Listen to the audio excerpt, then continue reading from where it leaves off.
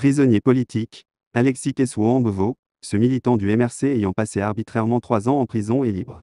Il a franchi enfin les portes de la prison centrale de Kondingui-Yaoundé hier mercredi 22 mars 2023 à 2023.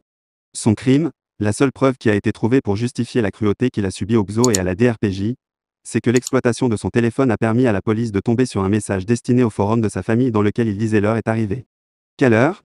Pour faire quoi? Question de la défense restée sans réponse faute par le commissaire du gouvernement d'avoir convoqué le commandant du XO et le DRPJ dont les noms figuraient pourtant la liste des témoins de la défense. Keswo-Ambevo Alexis est né le 19 octobre 1986 à Bagam dans les Bambouto. C'est un mécanicien de profession à Yaoundé, occupant depuis 3,5 ans le local 23 du quartier 01 de la prison centrale de Kondingui est désormais libre de toute charge et de toute condamnation par arrêt contradictoire de la chambre criminelle militaire de la cour d'appel du centre à Yaoundé, sentence prononcée le 16 mars 2023. Il avait été arrêté le 26 septembre 2020 par la police, soit 4 jours après la manifestation pacifique organisée par son parti politique MRC qui a fait l'objet d'une barbare répression multiforme, policière et judiciaire. Son acte d'accusation s'est fondé sur ces marches pacifiques. Ce jeune Camerounais entreprenant est accusé de révolution, c'est-à-dire coup d'État contre M. Biya. Pouvait-il le faire? Ce matin-là, son téléphone a sonné à CH, il a décroché. Au bout du fil, son interlocuteur lui fait savoir qu'il se trouve dans son garage à Biémassi, avec son véhicule en panne, qu'il souhaite une intervention rapide pour poursuivre son chemin.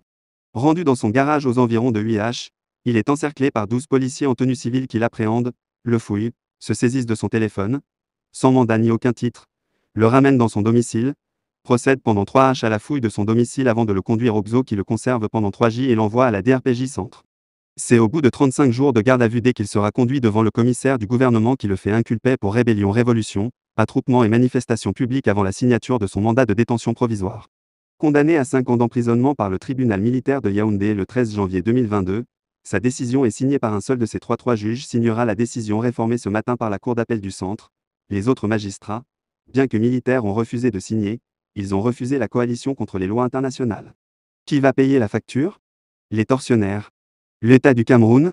La liste est pour bientôt publiée par le collectif Sylvain Swap aux fins des enquêtes utiles et aux besoins aux fins d'une indemnisation, suivie d'une action récursoire de l'État ou tard contre ces fonctionnaires tortionnaires et cruels, auteurs en coalition des actes de violation des règles de droit international dûment ratifiées par le Cameroun sur son territoire. L'impunité reste la cause de tous ces actes qui menacent l'État de droit.